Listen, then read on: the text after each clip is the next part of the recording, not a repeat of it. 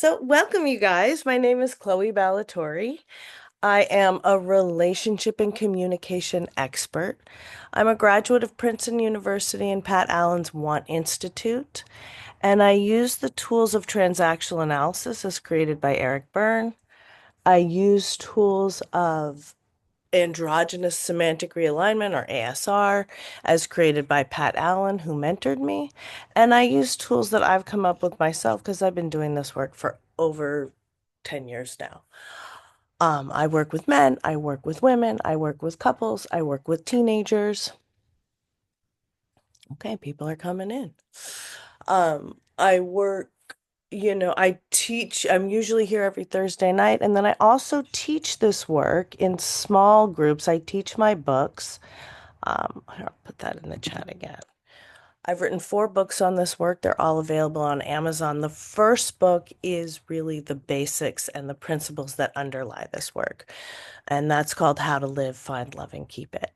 Um, my second book is called New Ways of Being, the Pain of Change, and that's something that we'll get into a little bit tonight, is the fact that change is painful regardless if it's change for the better or if it's change for the worse. The act of changing is a painful process. And sometimes people don't expect that when they're doing psychological and spiritual work, that even if it's for their own good, that they will experience change. And then they stop doing it. And that can be set you back a lot farther. I love this work, and I got into this work really because I was extremely unhappy, and I saw an incredible result in a friend of mine who was doing this work. And she went from being a single teenage mom to marrying the man of her dreams, started making $1 million a year. I mean, it was a really incredible transformation. And so I thought I want to see some of that. I myself had been disenchanted with traditional therapy because you go, you listen, you talk, they reflect back to you, and that's a very valuable experience, but you don't often see change from that. And so this work is different in that when we get into it and you guys ask questions, I'm going to give you things to do. I'm going to give you homework, and these things will change your life. So that's why I really love this work. Okay, I'm going to give a brief background of the scholarship and the principles that this work is founded on. That is not new. The principles of yin and yang and feminine and masculine.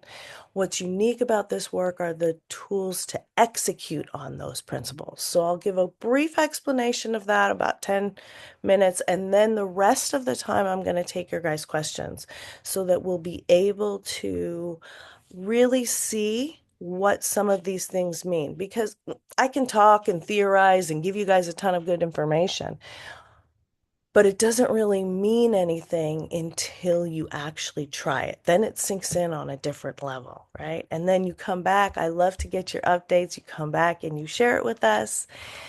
Then that helps it sink in even more. Okay, so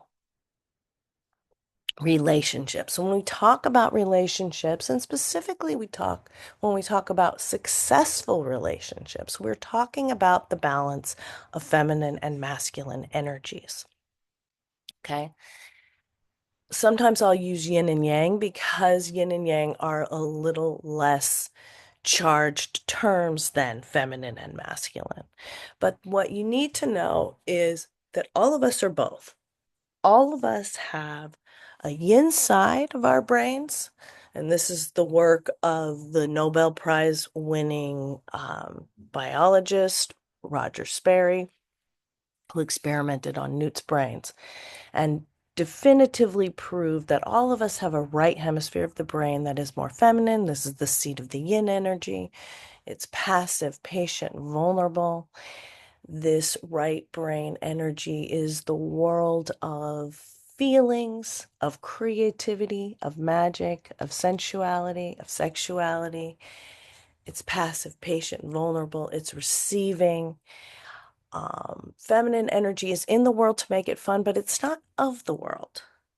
And then all of us have a left brain or masculine yang energy. And this energy is single-mindedness. This is the world of ideas. Most of us are in our left brain when we're at work because we're competing, conquering, controlling. The left brain is giving, taking care of, achieving. Okay. And so that's what you're doing at work. There's not a lot of room for feelings at work. Um, Left brain energy, yang energy is of the world. So a good metaphor for yang energy is bricks. A good metaphor for yin energy are flowers. And there's a lot more about yin and yang. If you guys are into it, I'll put this book in the chat. It's called The Yin Yang of Life by Dr. Kim and Dr. Lee. They're both MDs. Um, and they're both of Chinese extraction, and they really classify everything in life between yin and yang. And it's a lot of stuff that you wouldn't even think to classify. So that's a really interesting book if you're into exploring more about yin and yang. So all of us are both. All of us have this balance between feminine and masculine energies. That is unique to us and that is changing over time, right? There's that slope in the yin yang symbol that connotes fluidity and flexibility. For example, as women get older, we get more masculine because we have drop-offs in hormones. As men enter andropause, they become more feminine because they have drop-off of hormones. And so, these are just the dynamics that we're working with. And that happens around the age of 45 or 50. Um, that doesn't mean that you still can't act like a man or act like a woman in a relationship. These are just dynamics to be aware of. Oftentimes, sometimes, I'd say 15 to 25% of the time, even if you're born with masculine gender, you feel more comfortable in your feminine energy, and vice versa. You can be a very feminine man as well. You can be more very masculine woman. The point is to keep it balanced. The point is there's a unique, authentic balance both within yourself and then in your relationships. And sometimes that balance will change because it's a dynamic thing. Okay. Now, balance, as we know, is central to health and well-being, and it is essential to relationships. And we use this rubric to avoid power struggles with our partner. Because if one person is in the feminine energy and one person is in the masculine energy, then you guys can negotiate better than if you're both fighting for masculine control or both fighting for feminine sympathy, seducing with guilt and tears. I'm giving you guys a lot of information. I know it's your first night for some of you. Don't worry, it takes repetition. So things will become more clear as we go through the questions. Okay. Now, as I said, balance is key to the health of any relationship and including the relationship that you have with yourself. A lot of times when you're sick, you go to the doctor. Oh, your hormones are out of balance, or oh, your brain chemistry is out of balance, or whatever it is, or your knee is hurt, you're physically out of balance. Mm, And being out of balance does have a profound effect on our health and well-being. We are often provoked out of balance in our relationships due to childhood trauma. And whether that is trauma with a small t or a big T doesn't really matter in this context as much as how you experienced that trauma. So, how you processed it. When we're children and we're dependent on the people who run the refrigerator, we often have to sacrifice our authenticity in order to attach to our parents, in order to get our needs met. And based on these sacrifices, we form existential conclusions. right? And we think that these are true and that they will be eternally true. But actually, they're just strategies of the moment. And the problem happens when we take some of these conclusions that we've come to in the critical developmental windows that happen between the ages of 0 to 12. When we take these conclusions into our adult life, what we see is a repetition of the negative patterns of our childhood. So most of the problems that up in relationships are a result of childhood trauma and unprocessed childhood trauma. We tend to be attracted to people who fill the roles of the people in our childhood, and then we try to work out our lesson on them because the idea is, well, if I can get this man who reminds me of my father to love me, then that will be almost or just as good as if my father actually loved me. And it's wrong-headed, but it does often start us on a journey of self-discovery. And so you may have noticed in your life that there are patterns that you're engaged in that seem to always be bringing about or often be bringing about an undesirable result or an undesirable behavior, or you're picking the wrong partners, or you think you're attracting the wrong partners. If any of those things are true, then or are apply to you, then you are in the right place. Um, because that is really what we focus on is ending some of the recognizing some patterns, because you have to be aware of stuff first, right? Before you can end it. And then taking actions or counteractions against what is known as childhood scripting, which is a catch-all term for the survival conclusions that we come up with when we are going through our childhood trauma. Okay. Now I'm going to open it up to you guys for questions. My specialty is dating and relationships, but I do work with people on a variety of issues because this is like when you fix your balance and you fix your energy, you end up fixing a lot of other things in your life. And I had a client actually I was working with today. We've really been working with her romantic life, but she just got a new job offer, and that is very, very common. Okay, good. Juliet. Hi, Juliet. How can I help you? Hi, Chloe. Yes, I just had a quick question about the book that you just suggested, and I Yes. can't find it on Amazon anywhere. Do you think you could The send it? yin yang of life. Uh-huh. Okay. Yeah, if you remember, message me after and I'll send it to you. You Okay. also might be able to find it on my website because um I have some books and references there if you want to check that out. Okay. Is that it? Yep, that's it right now. Okay. Thanks. Elizabeth. Hey, Chloe. Hi, welcome. How can I help you?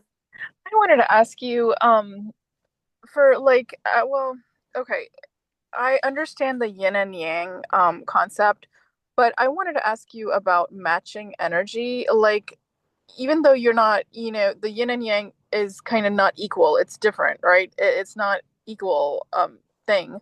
But I want to know, like, do you still match the energy of the person who is I don't know, like you are have like you're interested in him and he's sort of interested in you, but you're not official.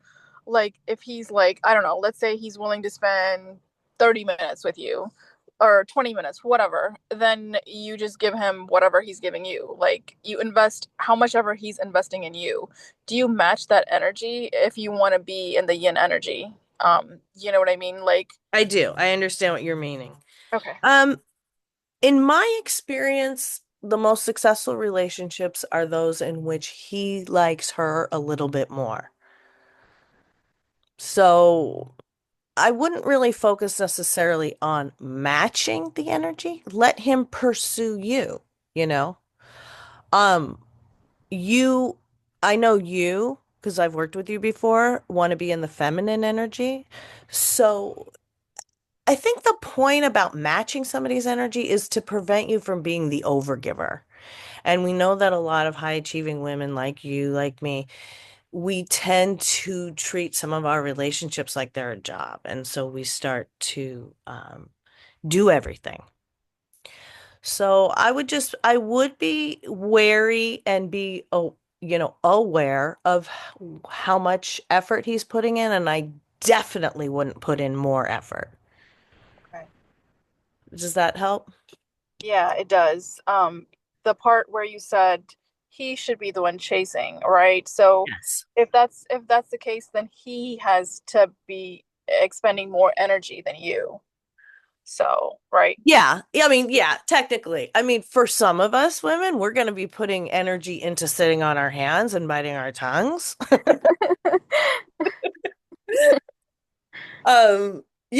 So yeah, I mean, it's kind of hard to gauge, but yeah, he's going to be putting in like, yes, the effort. Okay. Okay, thank you. You are welcome. Okay. Gavin. Hey, Chloe, thanks. Hey. Okay, first off, it's Kevin, Kevin, but whatever. Oh, please Yeah, excuse me. no, Okay, that's all good. let me change it. It's no worries. Okay. So, I'm new to the dating world and I want to increase my masculinity because I can be a little bit, was raised by the matriarch mom and Hmm. she geared us that way in life. So, Um, your two books that you rattled off in the very beginning, I didn't get time to name them, but which in particular is pretty good, better than the other one for developing more masculinity? Okay, so there's a couple things. My book, How to Live, Find Love and Keep It, will be really good. Okay. Um, because that really goes into the basics of this work.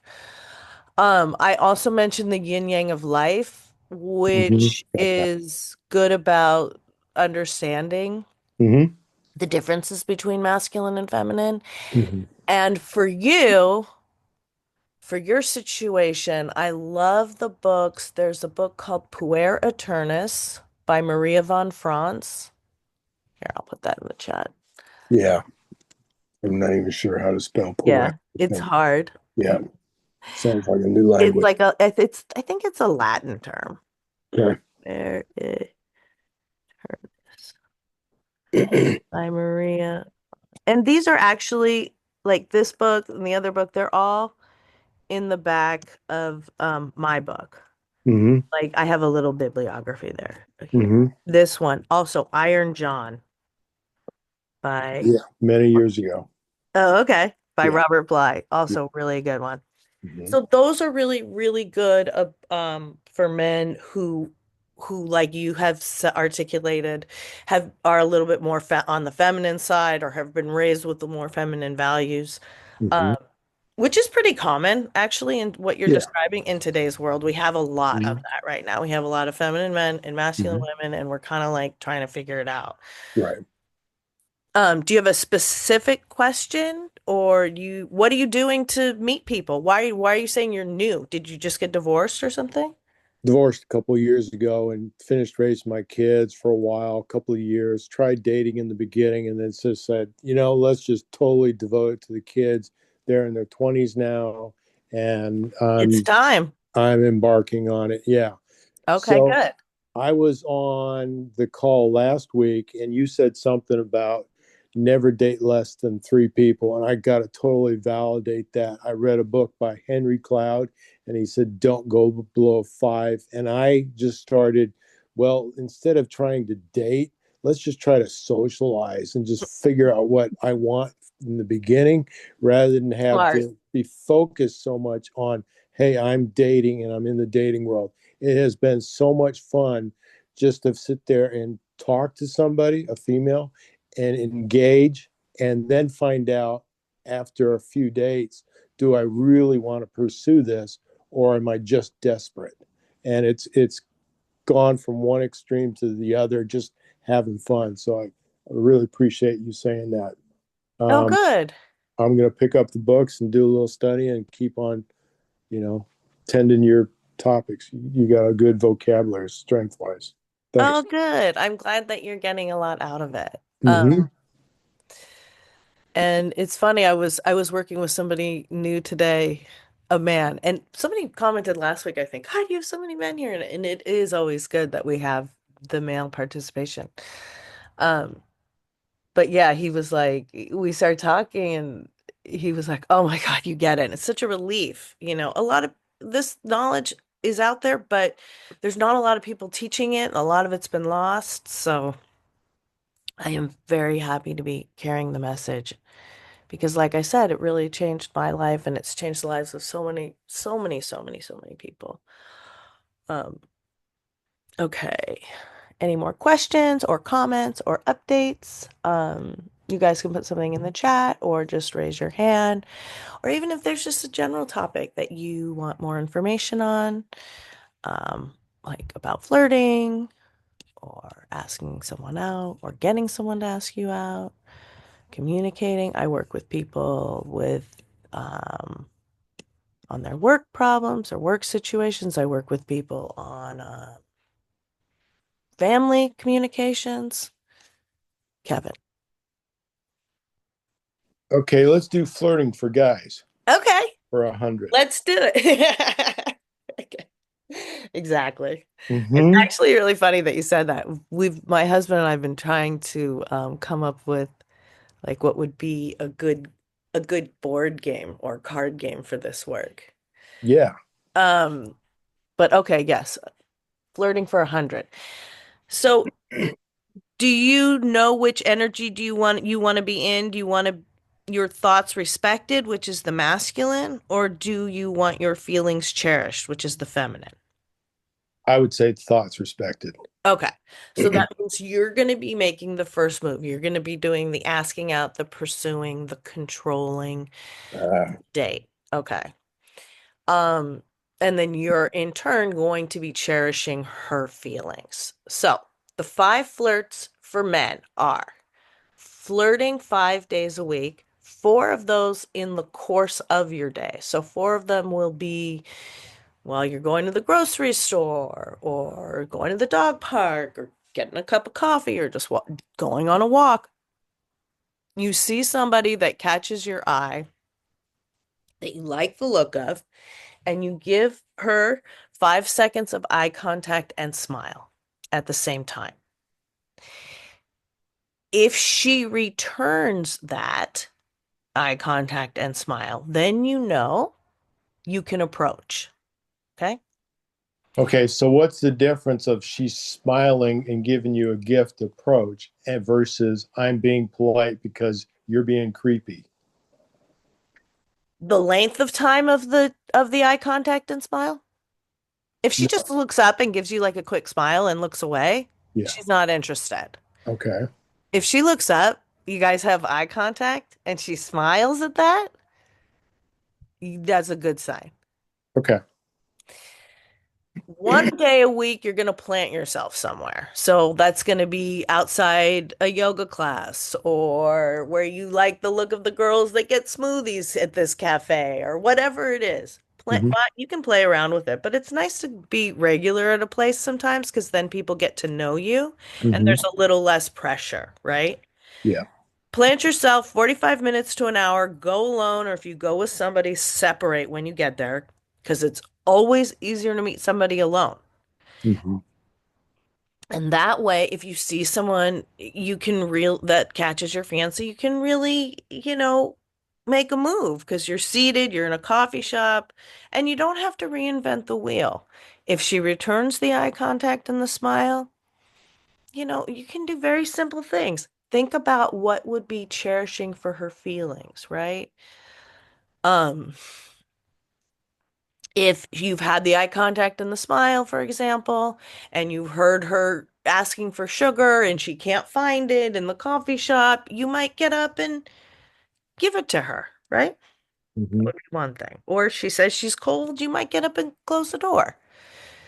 And for your approach, you don't need to come up with anything brilliant. You just pick something in the surroundings. If she's already given you the eye contact and the smile, you're good. And it sounds like you're doing pretty well with conversing with women anyways. And I really like what you said about your approach. You're getting to know people first, and then deciding if you want to pursue it. And since you're kind of new, but obviously you dated before you got married. But Yeah. you're at a different point in your life now. You've already had Mhm. your kids, and so, it's going to probably be different. You're going to be looking for somebody different. Mhm.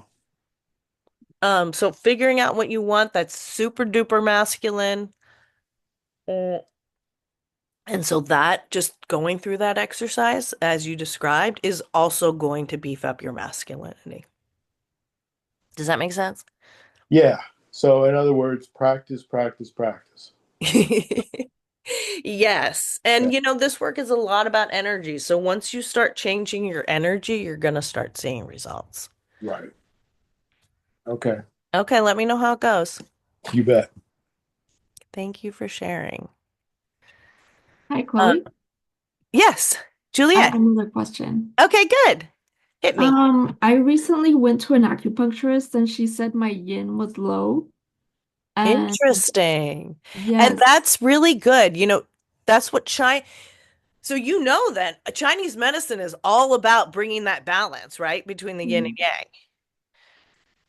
So I mean, I thought it was about the food or um, I don't know, something else, but Mhm. something physical or just lack of exercise. But she says there's a lot of different factors. So I was wondering, how would you go about increasing yin? Okay, very good question. Um, so first of all, I don't know where you live, but a lot of doctors of Chinese medicine, I live in the Los Angeles area, so there's a Chinatown where there's a lot of doctors of Chinese medicine. Yeah, And I live in Orange County. oh, okay. So if you hit a Chinatown and maybe do a little research and find out what the good, like there's a really popular one in downtown LA, the name of which is slipping my mind at the moment. But um you can go there and they will literally give you a prescription like of a tea that will help you be in balance, right? That you do for 30 days. Have you had that experience? Have you ever done that? No, I haven't. Okay. So that's one thing. That's, just like a tea you can ingest. But in terms of beefing up your feminine energy, just with behavior and yeah, behavioral adjustments and change and shifting your energy in a more spiritual, psychological sense. Um, Now I know why you want to get that book, and that will be a good resource for you. But the feminine energy is all about receiving. Okay. Mm, So, in general, to beef up feminine energy, you want to focus on receiving. Again, passive, patient, vulnerable, asking for help, leading with your feelings. mm, So even if you're on the phone with like the customer service from AT&T, instead of saying, "You cheated me and this is a horrible way to do business and this is a scam," you would say instead, "I don't feel comfortable with these charges," right? You're leading with feelings. okay. So just practicing some of those. Let a man open the door for you. Let a man pull out a chair for you. If someone asks you if you need help, please try to receive it. And that includes please try to receive compliments as well. I don't know if this characterizes you, but a lot of women, someone gives you a compliment. You're, no, no, no, no. You seem confident. No, no, no, I'm not. I'm very insecure. You don't know me, right? So I don't know if that is I'm just meeting you, I think, for the first time tonight. Yeah. But I guess I things that you're saying are kind of hitting home for me. It's like, I'm very straight to the point a lot of the times.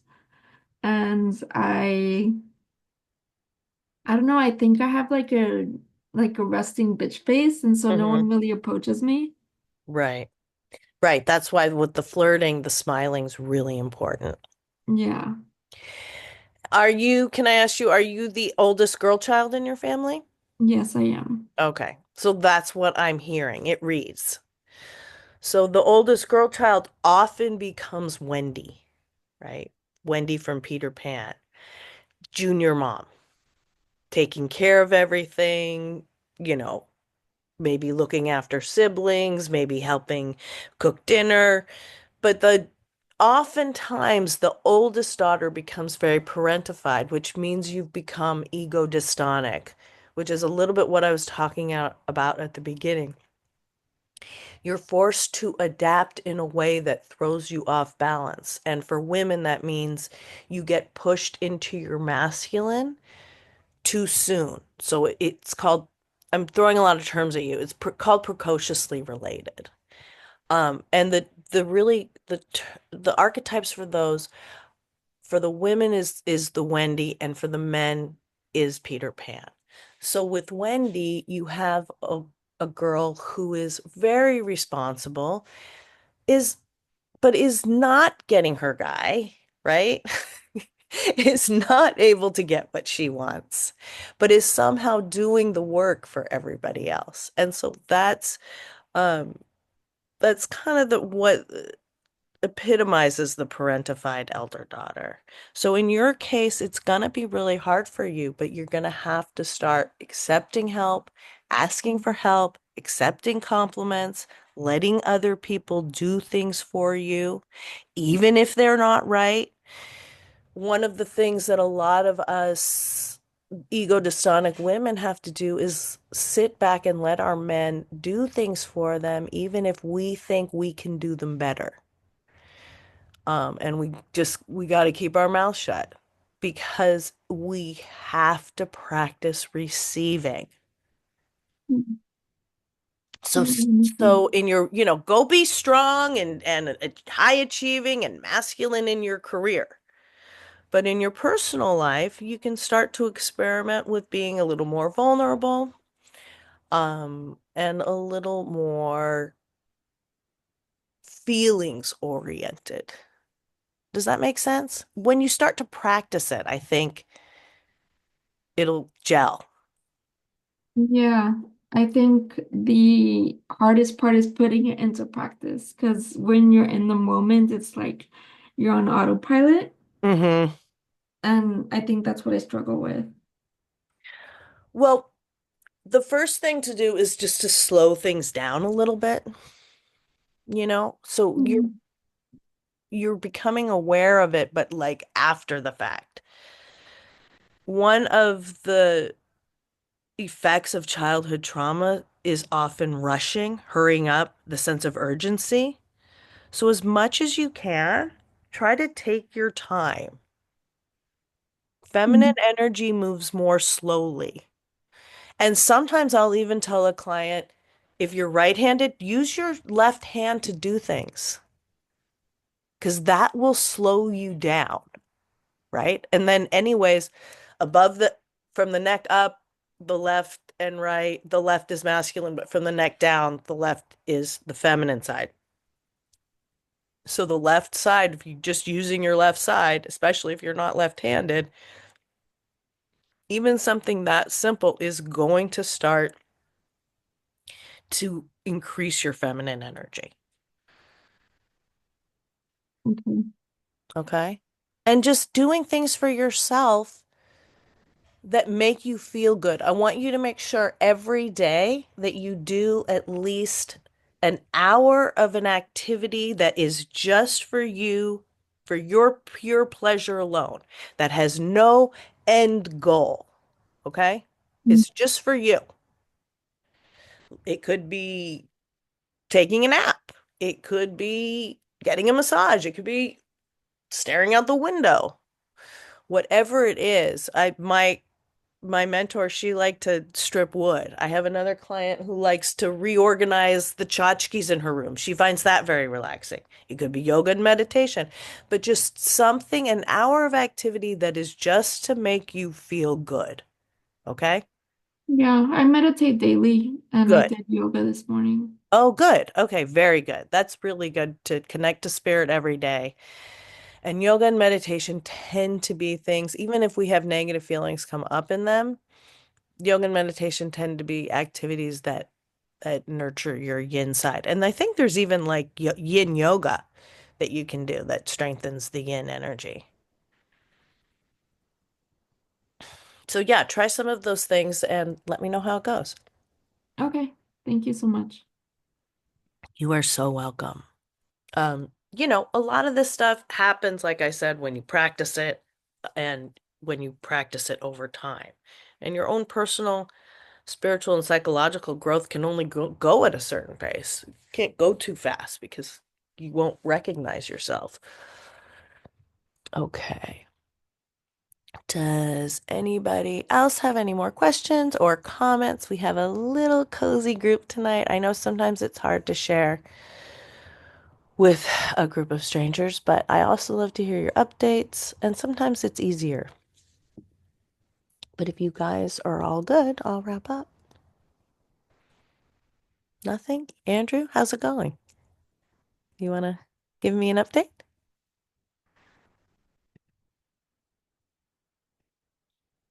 Well, sometimes people are driving. Okay. Okay, well, I'll wrap it up. I'm here most Thursday nights. I've also written 4 books on this work. Oh, Andrew. Yes. Hello. Oops, sorry. Can you unmute again? There. Can you hear me? Yes, I can. Oh, How's cool. it going? Good, good. I'm walking the dogs. Yeah, I just got engaged on Sunday. Oh, That's congratulations. good. So I don't know if any got any tips keeping the relationship hot, whatever. But that's kind of in my mind is why I keep attending is kind of like relationship stuff, which kind of make sure I'm on top of my game. Yeah. Yeah, this stuff will make a difference. And I'm so glad that it's contributed to you getting engaged. That's excellent news. Thank you. Yay. So yeah, so you see, you guys, Andrew's been coming to this group for, I don't know, probably almost a year. But yeah, you will see results. Sometimes you see results very, very quickly. Sometimes it takes a minute. The timing is really up to God.